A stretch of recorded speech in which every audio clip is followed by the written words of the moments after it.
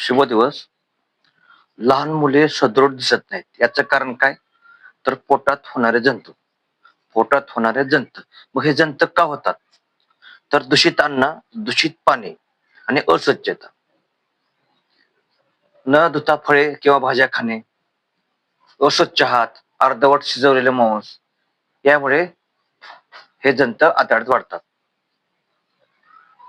जेव्हा अन्न खाल्ले असते तेव्हा हे आपले अन्न जंत शोषून घेतात. त्यामुळे मुले गुटगुटीत दिसत नाहीत. तेव्हा याच्यावर उपाय करणे अत्यंत गरजेचे आहे. म्हणून लहान मुलांची काळजी घेणे अत्यंत गरजेचे आहे. व्हिडिओ आवडल्यास लाईक करा. पुढील व्हिडिओ पाहण्यासाठी सबस्क्राईब करा, बेल आयकॉनला टच करा. धन्यवाद.